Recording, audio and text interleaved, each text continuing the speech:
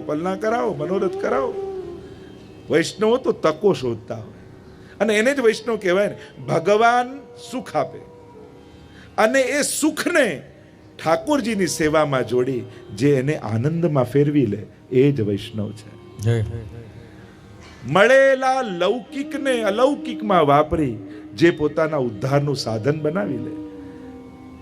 ભગવાને ઘર આપ્યું તેમ તેવું કે ઘરમાં બધા જ સંસારના સુખો ભોગવીશું, પણ આ વૈષ્ણવ એટલો હોશિયાર ને, ભગવાન સંસારમાં ફસાવવા માટે ઘર આપે, પણ વૈષ્ણવ એ જ ઘરમાં ઠાકોરજીને પધરાવી પોતાના ઘરને નંદાલય બનાવી લે, ઉદ્ધારનું સાધન બનાવી લે.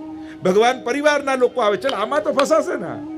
અને વૈષ્ણવ એ બધાને બ્રહ્મ સંબંધ આપી અને સેવામાં જોડે, તું જારી ભર, તું ફૂલ લઈ આવ, તું આ કર, અને બધાને વૈષ્ણવતાનો ભાવ રાખીને જીવવા લાગે તો ઘરમાં જ એને ભગવદીઓનો સંગ મળી જાય અને ઉદ્ધારના સાધનો મળી જાય. પ્રભુને થયું કે ચલો આ ઘરમાં ન ફસાયો, સ્વજનોમાં ન, પૈસામાં તો ફસાઈ જ જશે, અને ભગવાન ધન આપે એટલે વૈષ્ણવ શું કે ચલો ઠાકોરજીની કથા કરાવું, ઠાકોરજીનો મનોરથ કરાવું, ઠાકોરજીનો 56 ભોગ કરાવું, અને મળેલા ધનને પણ સેવાનું સાધન બનાવી ઉદ્ધારનું કારણ બનાવી લે, એ જ વૈષ્ણવ છે. ભગવાનની પણ ચતુરાઈ જેની આગળ ન ચાલે ને એનું નામ વૈષ્ણવ.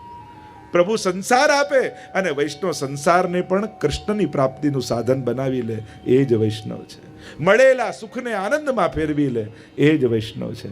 મળેલા લૌકિકને અલૌકિકતામાં, કારણ કે કોઈ વસ્તુ ઉપર મોહર થોડી મારેલી હોય કે આ વસ્તુઓ લૌકિક ને અલૌકિક, કોઈની ઉપર છાપ થોડી હોય છે. આપણી એને જોવાની દ્રષ્ટિ એને લૌકિક કે અલૌકિક બનાવે છે. જે વસ્તુ જોઈને ભોગવવાની ઈચ્છા થાય તે લૌકિક થઈ ગઈ, અને જે વસ્તુ જોઈને ભોગ ધરવાની ઈચ્છા થાય એ અલૌકિક થઈ ગયું. જેના કેન્દ્રમાં તમે હો તો એ લૌકિક, જેના કેન્દ્રમાં ભગવાન આવી જાય એ અલૌકિક થઈ જાય. એટલે વસ્તુઓ ઉપર છાપ નથી હોતી, આપણી દ્રષ્ટિ દ્વારા એમાં છાપ લાગે છે. તમે એને કઈ નજરે જુઓ છો એનાથી એ વસ્તુ લૌકિક કે અલૌકિક બનતી હોય છે. અહીંયા પુત્રનો ઉદ્ધાર થયો, આગળ યશોદાજીએ ઉત્સવ કરવાનું કહ્યું, બધાને બોલાવ્યા છે બ્રજવાસીઓને, અને બધા જાત ભાતની સામગ્રીઓ સિદ્ધ કરી છે, અને ગાડું અને ગાડામાં પલનું બનાવી દીધું, લાલનને એમાં પડાવી દીધા, અને જે વસ્તુ બનતી જાય એને ગાડા ઉપર મૂકતા જાય. આચાર્યો અર્થ કર્યો, શકટ એટલે સંસાર, બંને પૈડા સ્ત્રી અને પુરુષ, અને એમાં ભગવાનને નીચે રાખો ને રસોને ઉપર રાખો તો પ્રભુને ગમે નહીં. શકટાસુરે પ્રવેશ કર્યો, પ્રભુએ એક ચરણનો પ્રહાર કર્યો, શકટ તૂટ્યું અને બધા જ રસ ઢોળાઈ ગયા. બધા જ દોડતા આવ્યા અને લાલનને ગોદમાં લઈ લીધા. ભગવાનને રસ ઢોળવામાં રસ નથી, પણ તમારું ધ્યાન એની તરફ આવે એમાં રસ છે. કારણ કે એ રસોમાં જો ધ્યાન ફસાઈ ગયું તો નાની નાની વસ્તુઓમાં અણમોલ જીવન ખતમ થઈ જશે. જો માણસને જીવન કેટલું દુર્લભ કહ્યું છે, અને ઘસાઈએ છે શેના માટે? તુચ્છ વસ્તુઓ માટે. સાધારણ જે કાંઈ ભેગું આવવાનું નથી એ વસ્તુ માટે આ દુર્લભ જીવનને ઘસી નાખીએ છીએ. આ જીવન તો કોઈ ઉત્તમ વસ્તુ માટે ઘસાવવું જોઈએ. જેમ ચંદનનું લાકડું ઘસાય તો એમાંથી ચંદનની સુગંધ નીકળે, એમ વૈષ્ણવનો દેહ સેવામાં ઘસાય ને ત્યારે જ એમાંથી વૈષ્ણવતાની સુગંધ નીકળતી હોય છે. આ દેહ મળ્યો છે તો કાંઈક કોઈક પ્રભુ હરિ ગુરુ વૈષ્ણવની સેવામાં આ દેહને ઘસજો, અને ઘસશો ને તો એમાં વૈષ્ણવતાની સુગંધ આવશે. આ જીવનનું કોઈ પણ લૌકિક, તો લોકો આજકાલ નવા ટ્રેન્ડ છે, કોઈ મોટિવેટર હોય ને એમ કે તમારા લાઈફનું ગોલ શું છે, અને લોકો કોઈ પદ કે પ્રતિષ્ઠા કે કોઈ સ્થાન કે કોઈ પૈસાના આંકડા નક્કી કરે. આટલા દુર્લભ જીવનનું કોઈ પણ તુચ્છ લક્ષ્ય હોઈ જ ન શકે. જીવનનું લક્ષ્ય એ જીવવું, એ જ લક્ષ્ય છે. ઉત્તમ રીતે જીવવું એ જ જીવનનું પરમ લક્ષ્ય છે, અને આ જીવનને સાર્થક કરીને જવું એ જ એનું સાફલ્ય છે, અને એની સાર્થકતા ઈશ્વર ભક્તિમાં છે. જન્મ મરણના ચક્કરમાંથી છૂટવું એ જ આ જીવનની સફળતા છે. કોઈ પણ સાધારણ વસ્તુ આવા દુર્લભ જીવનનું લક્ષ્ય કઈ રીતે હોઈ શકે? આનું તો પરમ લક્ષ્ય બનાવજો, ઉત્તમ લક્ષ્ય બનાવજો, સર્વોચ્ચ લક્ષ્ય બનાવજો, અને ત્યારે જે જીવનની સાર્થકતા અને સફળતા થઈ શકે. આમ આગળ શકટાસુરનો વધ કરી મહાપ્રભુજીએ સમજાવ્યું, વ્રજ ભક્તોની લૌકિક આસક્તિનો ઠાકોરજી નાશ કર્યો. જે મન લૌકિકમાં રહેતું હતું ને, આ 2-3 ઘટનાઓ ઘટી એટલે વ્રજવાસીઓને એમ થયું હવે આપણે આપણું મન કેવલ ઠાકોરજીમાં રાખવાનું, બીજે ક્યાંય નહીં જવા દી, અને આમ લૌકિક આસક્તિઓનો નાશ કરી દીધો. પ્રભુ વસ્તુ, વ્યક્તિ કે વ્યવસ્થાઓને ખોરવી આપણું બગાડવા નથી ઈચ્છતા, આપણી લૌકિક આસક્તિઓનો નાશ કરાવે છે. તમારા પણ ઘરમાં કોઈ એવા હોય કે જે તમારા કયામાં જ ન હોય, બાળકો તમારામાં પ્રેમ જ ન રાખતા હોય, તો ભાવ રડવા કરતા, જીવ બાળવા કરતા એવું માનજો કે ઠાકોરજી મારું મન ન ફસાઈ જાય આનામાં, એટલે એમના જ મનમાંથી મારા માટેનો પ્રેમ લઈ લીધો, જેથી મારું મન આનામાં ન ફસાઈ જાય. અને બધા અનુકૂળ છે તો આભાર માનો કે ઠાકોરજી એવા લોકો આપ્યા છે કે જે મારી ભક્તિને સાધનારા છે, મને સાથ આપનારા છે. વૈષ્ણવે તો બંને અવસ્થામાં સારું તારણ કાઢતા શીખો. જુઓ, એક વસ્તુ જીવનમાં યાદ રાખો, ઘટનાઓ આપણા હાથમાં નથી, પણ અર્થઘટનો તો ચોક્કસ આપણા હાથમાં છે. ઘટનાઓ આપણા હાથમાં નથી હોતી, કાલે ક્યારે શું બનશે, વરસાદ પડશે કે નહીં આપણા હાથમાં નથી, પણ છત્રી લઈને નીકળવું આપણા હાથમાં ચોક્કસ છે. ક્યાંક પડતા વરસાદમાં છત્રી ખોલીને ઊભા રહી જઈએ અને પલળતા બચી જઈએ, આપણી સમજદારી છે. એમ સંસાર એટલા બધા લોકોના સહારે ચાલે છે કે આપણી ઈચ્છાથી તો આપણે નથી ચાલતા, તો બીજા ક્યાંથી ચાલવાના? આપણે ચાલી જ કેટલું નક્કી કરીએ, કથામાં આટલું કાલથી તો માળા ચાલુ કરી દેવી છે, પાઠ ચાલુ કરી દેવા છે, સેવા ચાલુ કરી દે, અને બીજો દિવસ થાય ને એટલે રાતના શું કરી, પાઠ ન થયા, સેવા ન થઈ, માળા ન થઈ, અને અફસોસ કરતા કરતા હવે કાલથી તો કરવું જ છે. આપણે આપણી ઈચ્છા પ્રમાણે નથી ચાલતા, અને આપણે એવું ઈચ્છીએ કે મારી ઈચ્છા પ્રમાણે બધા ચાલે, તે તો સંભવ જ ક્યાં છે? સંભવ જ નથી. જે છે અને સ્વીકારતા શીખો એને. આ પ્રભુનો પ્રસાદ છે સંસાર, અને એ રીતે જે મળ્યું છે એને સ્વીકારી લો, તો જ જીવનમાં શાંતિ આવશે. સુધારવા જશો ને તો થાકી જશો. હું બધાને સુધારી દઉં, અરે આપણી જાતને સુધારી દઈએ તો એ ઘણા છે. અહીંયા લૌકિક આસક્તિઓનો પ્રભુએ નાશ કર્યો છે. આગળ તૃણાવર્તની કથા આવી, રજોગુણની આંધી છે. પ્રભુ એટલું ભાર વધારી દીધું કે યશોદાજી ઉચકી ન શક્યા ઠાકોરજીને, નીચે જમીનમાં પધરાવી દીધા. અને વંટોળિયાના રૂપમાં આવેલા તૃણાવર્તને થયું કે હવે મોકો છે, ઉપાડી જવું કંસ પાસે, અને ગોળ ગોળ ગોળ ગોળ કરતો કરતો પરમાત્માને ઉપાડ્યા, હવામાં લઈ ગયો, અને પ્રભુ એક થપાટ મારી, ત્યાં જ એનો ઉદ્ધાર થઈ ગયો. તૃણાવર્ત એ રજોગુણની આંધી છે, અને જીવનમાં જ્યારે રજોગુણની આંધી આવે ને ત્યારે માણસને બહુ ભગાવે, બહુ જ ભગાવે. એની લાલસાઓ વધતી જ જાય, વધતી જ જાય, વધતી જ જાય. જેટલું મળતું જાય એટલી લાલસાઓ વધે. જો પુરુષાર્થ અને સફળતા જીવનમાં બહુ જ જરૂરી છે, પણ ક્યાંક જીવનમાં એવો પડાવ આવવો જોઈએ કે પરિશ્રમ એટલો ને એટલો રહે, પણ ફળને વાટી નાખવાની ઈચ્છા થાય, ફળને પ્રસાદ બનાવી ઠાકોરજીને ધરીને બધાને વાંટતા શીખો. આ નાની નાની ક્રિયાઓ જે મંદિરોમાં તમે જુઓ છો ને, એને જીવનના સૂત્રો બનાવી લેશો ને તો એ જ જીવનને સાર્થક કરી દેશે, સફળ કરી દેશે. કઈ રીતે? ફળ આવે એને સુધારો, સમારો, સજાવો, ધરો, અને પછી જેટલા આવ્યા એને એક એક એક કણિકા વાટી દો. એમ જીવનમાં પણ પુરુષાર્થ રહેવાનો જ. આપણે કોઈ નિષ્ક્રિય નથી થઈ જવું, આપણે કોઈ નીરસ નથી થઈ જવું. સાત્વિક થવાનો અર્થ નીરસ થઈ જવું એવું જરાય નથી થતો. વૈષ્ણવ સાત્વિક હોય પણ નીરસ ના હોય. હવે તો કોઈ કોઈનું નથી ને ક્યાંય કાંઈ કરવા જેવું નથી ને શું કરવાનું આ બધું પહેરીને, આમ કહીએ સાવ નીરસ ગણા થઈ જાય અને એને પોતાની વિશેષતા ગણવા લાગે. સાત્વિકતા જુદી વસ્તુ છે ને નીરસતા જુદી વસ્તુ છે. હતાશા, નિરાશા એ તો અવગુણો છે. આનંદ તો બન્યો જ રહેવો જોઈએ. તમને જોઈને 4 જણાને આનંદ થાય એવું વ્યક્તિત્વ તો હોવું જ જોઈએ. પણ જે વ્યક્તિ પોતાને જ ખુશ ન રાખી શકતો હોય એ બીજાને ખુશ ક્યાંથી કરવાનો? જે વ્યક્તિ પોતાને જ રાજી નથી રાખી શકતો, કે જે બધું જ કંટ્રોલ તમારું તમારી પાસે છે છતાંય સુખનું ને આનંદનું સ્વિચ ન દબાવી શકે રિમોટમાં, એ બીજાને ખુશ કેમ રાખી શકવાનો? જેને પોતાનાથી સંતોષ નથી એ બીજાને તૃપ્તિ ક્યારે આપી શકતો નથી. એક ભક્ત એવો છે જેને પોતાનાથી તૃપ્તિ છે, અને જેને પોતાનાથી સંતોષ થઈ જાય ને એને પછી બીજા પાસે મેળવવાની ઈચ્છા જ સમાપ્ત થઈ જાય છે.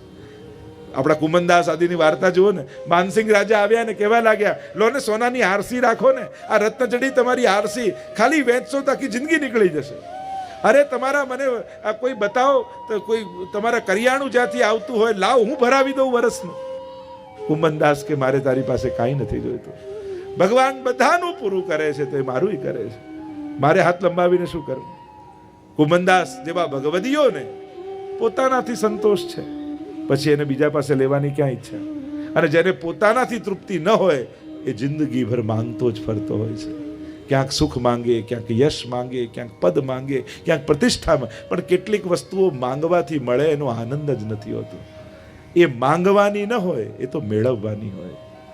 પ્રેમ માંગવાની વસ્તુ નથી, ત્યાગીને મેળવવાની વસ્તુ છે. સન્માન માંગવાની વસ્તુ નથી, યોગ્ય બનીને મેળવવાની વસ્તુ છે. અમુક વસ્તુઓ માંગો અને મળે એનો આનંદ જ ન હોય, એ તો યોગ્ય બનીને મેળવવાનું હોય, અને ત્યારે એનો ઓડકાર અને તૃપ્તિ આવતી હોય છે. તૃણાવર્તનો ભગવાને ઉદ્ધાર કર્યો છે. આગળ અનેકવિધ પ્રકારની પ્રભુ લીલા કરે છે. અને હવે તો પ્રભુ ધીમે ધીમે મોટા થવા લાગ્યા. અને ત્યાં તો વસુદેવજીએ ગર્ગજીને બોલાવ્યા અને કહ્યું કે જાઓ ગોકુળમાં મારા બંને બાળકો છે એમના નામકરણ કરીને આવો. અને ગર્ગજી હવે ગોકુળ આવે છે. જો પહેલાના સમયમાં જે કુટુંબના ગુરુ હોય એ નામ પાડતા, આ ફૈબા ક્યારથી વચ્ચે આવી ગયા ખબર જ ના પડી. હવે આપણે એમ કહે કે ફઈ નામ પાડે, બાકી શાસ્ત્રોમાં જુઓ તો ગુરુ એના લક્ષણ જોઈને એના નામ પાડે. અને ગર્ગજી આવ્યા છે. 16 સંસ્કાર આપણે ત્યાં છે, 16 પ્રકારના સંસ્કારો કરવા જોઈએ. હિન્દુ છીએ તો આપણા સનાતન વૈદિક જેટલા પણ 16 પ્રકારના સંસ્કારો છે એને ગ્રહણ કરવા જોઈએ. નામકરણ કરવા માટે આવ્યા ગર્ગજી. નંદ બાબાને વાત કરી, ગૌશાળામાં નામકરણ કરીશું એવું નક્કી કર્યું. બીજા દિવસે યશોદાજી અને રોહિણીજી બંને બાળકો લઈ ગૌશાળામાં ગયા. જો આપણે ગૌશાળા અને ગાયોની રક્ષાની વાત કરીએ છીએ, પણ જો સમાજમાં રહેતો પ્રત્યેક વર્ગ એવું નક્કી કરે કે અમારા જે પણ શુભ પ્રસંગો આવશે ને એ અમે ગૌશાળામાં જઈને ઉજવીશું, અને એ જો નક્કી કરે, જો આપણા ગોપાલ પ્રભુને પણ હવે ગાયોની ગૌશાળા છે, ગોપાલ ગૌશાળા, એની બાજુમાં જ કેટલું સુંદર સ્થાન બનાવી દીધું. બધી જ વ્યવસ્થાઓ એવું કરી દીધી. અને હવે તમે એમ નક્કી કરો કે ના, હવે જન્મદિવસ આવે, હવે કોઈ સારો પ્રસંગ આવે તો આપણે તો ગૌશાળાની બાજુમાં જઈને ગોપાલ પ્રભુના સાનિધ્યમાં ઉજવીશું. કેવો સુંદર થઈ જાય. ગાય જે પણ સેવા આવે એ ગાયોની સેવામાં જાય.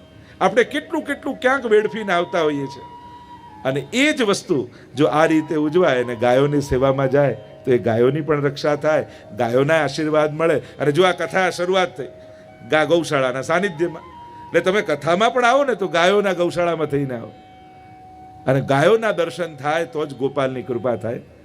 તો આ અમારા પૂજ્ય જ્યેષ્ઠ ભ્રાતા યદુનાથજી અને એમના થકી આ ગૌશાળાનું સુંદર પોષણ થઈ રહ્યું છે. અને અમે પણ જ્યારે પણ કોઈ વૈષ્ણવ ક્યાંય મળે ને કે ગૌદા, અમે કહીએ કે હા ગોપાલલાલજીની ગૌશાળા છે, અને કેટલા વૈષ્ણવ એનો લાભ લેતા હોય છે. અને આનાથી મોટું પુણ્ય કાર્ય, કારણ કે ગાયો પ્રસન્ન થાય તો ગોપાલ પ્રસન્ન થઈ જાય. આપણા તો પ્રભુ જ ગોપાલ છે, ગાયોના પાલક છે, એટલે ગોપાલને રાજી કરવા માટે ગાયો રાજી રહે પણ જરૂરી છે. અને અહીંયા એની વ્યવસ્થા કરવામાં આવે છે. દરેક વ્યક્તિ નક્કી કરે મારો જન્મદિવસ આવે એ દિવસનો ચારો ગાયોનો મારા તરફથી હું આપીશ. કેટલું સુંદર પવિત્ર કાર્ય. તમારા બાળકોને લઈને આવો અને એમના હાથે જો ગાયોને ખવડાવો તો એને જીવનમાં ગાયોના આશીર્વાદ મળે તો બધા દુર્ભાગ્યો ટળી જાય, બધા રોગોમાંથી મુક્ત થઈ જાય. કેટલા પુણ્યો, એના કેટલાક સફળ ફળો બતાવ્યા છે ગૌ સેવાના. તો આ બધું નાની નાની વસ્તુઓના સંકલ્પો સમાજમાં બહુ મોટા પરિવર્તનો લાવતું હોય છે. જો હમણાં જ અમે ગ્રંથોત્સવ પ્રારંભ કર્યો છે કે વિશ્વમાં વસતા પ્રત્યેક વૈષ્ણવના ઘરે ગીતાજી, ભાગવતજી, 16 ગ્રંથ આ ઘરે ઘરે ફ્રીમાં પધરાવા. ખાલી અમદાવાદમાં જાહેરાત કરી તો અમદાવાદના 20,000 પરિવારના ફોર્મ આવી ગયા. વિચાર કરો. અને હજી તો કેટલા પરિવારો અમે એમાં જઈ રહ્યા છે. ને હું તો ઈચ્છું કડીમાં પણ 5 જણાની એવી ટીમ આપણે બનાવીએ. હું વાત કરીશ બધા શ્રેષ્ઠીઓને. અને કડીમાં પણ જેટલા વૈષ્ણવ વસે છે ને એમના ઘરે ઘરે આ 3 ગ્રંથો આપણે પધરાવીએ. કેવું એક સુંદર કાર્ય થાય. ભગવત ગ્રંથો ઘરે ઘરે બિરાજમાન થાય ને એક ચેતના પ્રગટે. મૂળ વાત છે વાંચવાની ઈચ્છા જગાવવી, ગ્રંથો પ્રત્યેનું આકર્ષણ જગાવવું. અને ગ્રંથ ભણતો વ્યક્તિ થાય આપમેળે અંધશ્રદ્ધાથી સમાજ મુક્ત થઈ જાય. ગ્રંથોને ન વાંચીને ભગવાન તરફ જે જાય છે ને એ અંધશ્રદ્ધાને વળગી જતો હોય છે. અને જે શાસ્ત્રમ અવગત્ય મહાપ્રભુજી પણ કહે છે, ભગવદ્ ગીતામાં ભગવાન પણ કહે છે યહ શાસ્ત્ર વિધિ મૃત્સુજ્ય વર્તતે કામકારત ન સિદ્ધિ વાપનોતી ન સુખમ ન પરામ ગતિ. શાસ્ત્રોની એટલી બધી મહત્તા ભગવાને ગાઈ છે. તો ઘર ઘરમાં ગ્રંથ, આ એક અભિયાન વિશ્વભરમાં ચાલી રહ્યું છે. વિશ્વના ખૂણે ખૂણે પહોંચાડવાનો સંકલ્પ કર્યો છે. તો આ નાના નાના સંકલ્પો સમાજમાં કેટલી મોટી ચેતના પ્રગટાવતા હોય છે. અહીંયા ગર્ગજી ગયા છે, રોહિણીજીના ખોળામાં દાઉજીને જોયા અને ગર્ગજી બોલ્યા, અયમ હિ રોહિણી પુત્રો રમયન સુરદો ગુણૈ આખ્યાસ્યતે રામ ઇતિ બલાધિક્યાદ બલમ વિદો. અયમ હિ રોહિણી પુત્રો, આ રોહિણીજીનું બાળક સર્વ ગુણોથી સંપન્ન છે, સર્વને આનંદ આપનારું થશે, બળમાં સર્વથી અધિક થશે, એટલે એનું નામ હું બલરામ રાખું છું. બોલીએ બલરામજી મહારાજ કી જય. અને હવે યશોદાજીના ખોળામાં ગર્ગજીની દૃષ્ટિ પડી. ગુંગરાળા ગુંગરાળા પ્રભુના કેશ, મોટા મોટા કમળની પાંખુડીઓ જેવા નેત્રો અને શ્યામ વર્ણ એવા સુંદર નીલમણી પ્રભુ પોતાના નેત્રોને ડબડબાવતા નિર્દોષ નેત્રોથી ગર્ગજીની સામે જોવા લાગ્યા. અને ગર્ગજી તો જોતા જ સમજી ગયા, અરે આનું નામ હું શું રાખું? દુનિયાના જેટલા નામ છે એ આના જ તો છે, જેટલા રૂપ છે એ આના જ તો છે. રૂપ નામ વિભેદેન જગત ક્રીડતી યોયતા. આ તો દરેક યુગમાં પ્રગટ થાય છે. ક્યારેક પીત વર્ણનો થાય, ક્યારેક શ્યામ વર્ણનો થાય, ક્યારેક શ્વેત વર્ણનો થાય, ક્યારેક લાલ વર્ણનો થાય. જ્યાં દ્રષ્ટિ પડી અને ગર્ગજી બોલ્યા, બહુની સંતિ નામાની રૂપાણી ચ સુતસ્ય તે ગુણકર્માન રૂપાણી તાન્યહમ વેદનો જના. બહુની સંતિ નામાની, આના તો અનેક રૂપ અને અનેક નામ છે, પણ આને જોતા જ મારું મન એની તરફ ખેંચાઈ રહ્યું છે. કર્ષતી કૃષ્ણ, જે નામથી, રૂપથી, લીલાથી, ધામથી જે કર્ષણ કરે એ જ કૃષ્ણ છે, એટલે આનું નામ હું કૃષ્ણ રાખું છું. બોલો કૃષ્ણ કનૈયા લાલ કી જય. અને જ્યાં કૃષ્ણ નામ રાખ્યું અને હવે તો આખા વ્રજમાં કૃષ્ણ કૃષ્ણ કૃષ્ણ, કોઈ કનૈયો કે કોઈ કાનુડો કે અનેક અનેક નામોથી પ્રભુને બોલાવા લાગ્યા. બપોર પડે ને બધી ગોપીઓ કામથી નિવૃત્ત થાય અને કુંડાળું કરીને બેસી જાય. લાલનને પધરાવે વચમાં અને જુદા જુદા ખેલ કરાવે. અચ્છા લાलन बताओ तुम्हारे हस्त कहाँ है? लालन बतावे आ रहे हमारे हाथ. अच्छा लालन आपके चरणारविंद कहाँ है? तो हम छम छम કરીને બતાવે. ગોપીઓને થયું કે ઠાકોરજીને કાન પકડાવી દઈએ. अच्छा लालन बताओ कान कहाँ है? અને આ ચતુર શિરોમણી ગોપીના કાન ખેંચીને કે આ રહ્યા. આને કોઈ પહોંચી શકે? જુદા જુદા ખેલ કરાવતા ગોપીઓ અને રોજ પલ્લામાં ઝુલાવતા હોય યશોદાજી, એટલે આંગણામાં ઉભેલી ગાય જુએ, આંખમાંથી આંસુ સારે કે આવું યશોદાજી જેવું સુખ મને ક્યારે મળશે. અને પ્રભુ તો બધાના મનોરથો પૂરા કરવા આવ્યા છે ને. ઘૂંટણી એક દિવસ ચાલતા ચાલતા ચાલતા ઉંબરો ઓળંગીને છેક ચોકમાં પહોંચી ગયા.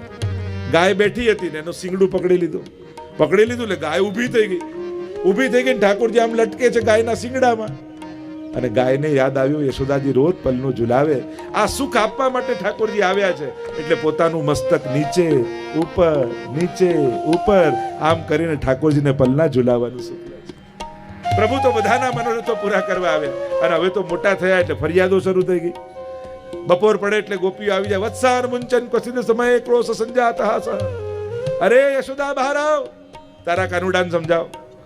આ વાછરડાને બાંધી રાખ્યો હોય ને હજી ગાય દોવાની બાકી હોય, આ છાનો માનો આવે ને વાછરડું છોડી જાય, બધું જ દૂધ પી જાય, હવે અમે દોઈએ શું ને વેચીએ શું?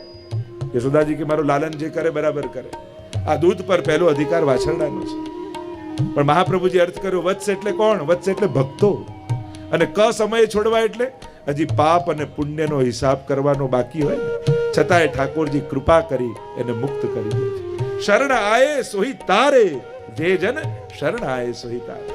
ભગવાન સામે ઊભા હોઈએ ને ત્યારે ભગવાન ચોપડા ખોલીને પાપ પુણ્યનો હિસાબ ન કરે. એટલે જ જોજો કોઈ પણ કથામાં ભગવાન જલ્દી કોઈને સ્વર્ગ કે નર્ક ભગવાન નહીં આપે. કારણ કે સ્વર્ગ અને નર્ક એ કર્મની ગતિ અનુસાર મળે, અને ભગવાન ક્યારેય પણ કર્મનું ફળ આપતા નથી. કર્મનું ફળ તો માણસ પોતે ભોગવતો હોય છે કર્મ દ્વારા. ભગવાન ક્યારેક કર્મનું ફળ ના આપે. ભગવાન તો કર્મમાંથી મુક્ત કરી કૃપા દ્વારા એનો અંગીકાર કરી દે, એના મનોરથોને પૂરા કરી દે. આ પ્રભુનો સ્વભાવ છે. અને હવે તો ફરિયાદો આવી, માખણ ચોરી લીલાનું વર્ણન આવ્યું. ગોપીઓ કહે, આ તારો લાલન જોને અમારા ઘરે આવીને બધું જ ચોરી જાય છે. પણ અરે છીકામાં લટકાવ ને, અરે ત્યાંય લટકાઈને જોયું, ઊંચું છીકવું, એકની ઉપર બીજી માટલી ને ત્યાં દૂધ મૂકીએ. આ જાય સરોવરમાં, કમળની નાળ તોડીને લઈ આવે, એકની પર બીજો ચડે, બીજા પર ત્રીજો ચડે, કમળની નાળ નાખે માટલામાં અને ઊંડો શ્વાસ લે એટલે બધું દૂધ બહાર આવી જાય અને બધું પી જાય. એક ગોપી કે તું મારા ઘરે ચોરી કરી બતાવ ને ત્યારે સાચો ગણું. અને ઠાકોરજી કે તારા પર કૃપા કરીશું. એક દિવસ જલ ભરવા ગઈ ને છાના માના પ્રભુ પ્રવેશી ગયા સખાઓની સાથે, અને જ્યાં દૂધ માંડ્યું હતું મોઢામાં એટલામાં જ ગોપીએ દ્વાર ખોલ્યું અને રંગે હાથો ઠાકોરજી પકડાયા. આજે યશોદાજીને ખબર પડશે કોણ ચોરી કરે છે. અમે કહીએ ત્યારે માનતા નથી. હાથ પકડીને ખેંચવા લાગી ગોપી, અને આજે તો યશોદાજીને તારી સામે ઊભો રાખીશ તને અને યશોદાજીને બતાવીશ કે તું જ ચોર છો. અરે પકડીને ખેંચતા જાય, લે જતી જાય નંદાલય તરફ. બધા છોકરાઓ, બધા સખાઓ પાછળ હો હો હો હો કરતા કરતા પ્રભુની પાછળ પાછળ દોડે. અને આ ગોપીનો દીકરો પણ પ્રભુની ટોળકીમાં, એ પાછળ હો હો કરતો આવે. ઠાકોરજી એને કહે, રસ્તામાં જાય એટલામાં સસરાજી દુકાને બેસેલા દેખાયા ગોપીને. અરે સસરાજી, તુરંત ઘૂમટો કાઢ્યો. પ્રભુને થયું હવે મોકો છે. કેવા લાગ્યા પ્રભુ, અરે ગોપી, હું આટલો કોમળ, હું આટલો સુકોમળ, ક્યારનો મારો હાથ તું ખેંચે છે ને પકડી રાખ્યો છે. પકડેનો વાંધો નહીં, પણ હાથ બદલી તો લે. આ હાથ મારો દુખવા લાગ્યો છે હવે. ગોપીને પણ થયું કે લાલન કેટલો કોમળ છે. ઠીક છે ઠીક છે, ચલા હાથ છોડ, બીજો આપ. અને જ્યાં હાથ છોડ્યો એના દીકરાનો હાથ પકડાવી દીધો. ખિસ્સામાંથી મિશ્રી હતી એના મોઢામાં ભરી દીધી. પેલો દીકરો હું કરે પણ મિશ્રી પીગળે નહીં, બોલે નહીં. અને પેલી બોલતી જાય. આજે યશોદાજીને ખબર પડશે આ ચોરી કરે છે, અમે કહીએ ત્યારે માનતા નથી. છાનામાના ઠાકોરજી ગયા સૈયા મંદિરમાં, અને સૈયા મંદિરમાં જઈને પડી ગયા. અને આ ચોકમાં ઊભી છે. અરે યશોદા બહાર આવ, આજે ચોરને પકડીને લાવીશું. આખા બ્રજમાં હાથ ચોરી કરે છે. યશોદાજી બહાર આવીને જુએ કે પોતાના દીકરાનો હાથ પકડ્યો છે. કહ્યું કે હું નહીં, તું જો. અને જ્યાં પેલી એ જોયું ઘૂમટો કાઢીને, અરે ચિંટુ તું ક્યાંથી અહીંયા? હમણાં તો કનૈયો હતો, તું ક્યાંથી આવી ગયો? અને ઠાકોરજી તો આંખ મસલતા મસલતા બહાર આવ્યા. શું છે મૈયા, અવાજ શેનો થાય છે? અને પેલી ચોકીને જુએ કે હમણાં હાથમાં તો ના સૈયા મંદિરમાંથી ક્યાંથી આવે. શું થયું મૈયા? જોને આ કહે છે કે તું ચોરી કરવાના ઘરે જાય છે. મૈયા, આને છે ને ભૂત વળગી ગયું છે. આના કાનમાં એક મંત્ર કહીશ ને પછી ક્યારે આવું નહીં કરે. ગોપીને નીચે બેસાડીને ધીમે રહીને કાનમાં કહ્યું, આ વખતે તો દીકરાનો હાથ પકડાવ્યો, ફરી કરીશ તો ધણીનો હાથ પકડાવી દઈશ. અને પેલી કે તને તો પગે લાગુ. પણ આ ગોપીઓ માખણ ચોરીની લીલા, એ ચોરી કોઈ માખણની થોડી છે, ગોપીઓના ચિત્તની ચોરી છે. દુગ્ધાદિ ચૌર્યેણ યશો વિસારી. પ્રભુ તો પોતાના યશનો વિસ્તાર કરે છે. ગોપીઓ જ્યારે દધી મંથન કરીને માખણ કાઢે, આંખમાં આંસુ આવે કે પ્રભુ કેમ કરીને તને ધરાવું. અને ઠાકોરજી ચોર બનીને પણ ભક્તોના મનોરથો પૂરા કરે. અને ગોપીઓ તો માનતા રાખે ગિરિરાજ બાવાની. એ ગિરિરાજ બાવા, તને દૂધ ચડાવીશું જો ઠાકોરજી મારા ઘરે આવે તો. અને જેના ઘરે ચોરી થાય ને એ તો મોટો ઉત્સવ કરે. બધી જ ગોપીઓને આજુબાજુ ભેગી કરીને થોડું થોડું અધરામણતું દઈ આપે અને કહે મારા ઘરે ઠાકોરજીએ કૃપા કરી છે. અને પોતાનું ઘર જાણીને આવ્યા. શાસ્ત્રો ને સંતો તો કહે ચોર તો માણસ છે, એક 25 પૈસા લઈને પણ પેદા નથી થતો. અને આખી જિંદગી આ મારું, પેલું મારું, ફલાણું મારું, મારું મારું માને. તમે જેવું બોલો ઠાકોરજી એવું કરે. તમે કહો મારું મારું મારું તો પ્રભુ કે તને ચોક્કસ મારું. અને આપણે કહીએ તારું તારું તારું તો પ્રભુ કહે તને ભવસાગર તારું. જેવું તમે બોલો એવું ઠાકોરજી કરે.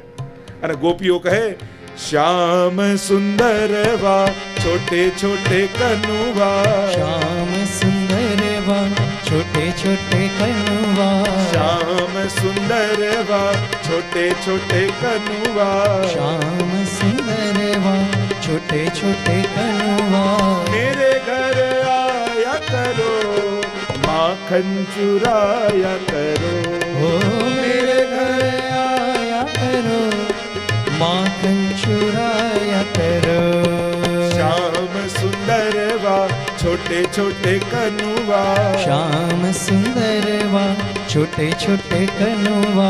छुम छुम नाच हरत मेरो मनुआ, छुम छुम नाच हरत मेरो मनुआ. मेरे घर आया करो रास रचाया करो, हो मेरे घर आया करो रास रचाया करो. श्याम सुंदर वा छोटे छोटे कनुआ, श्याम सुंदर वा छोटे छोटे बोलो कनुआ. माखन के चुरैया की जय.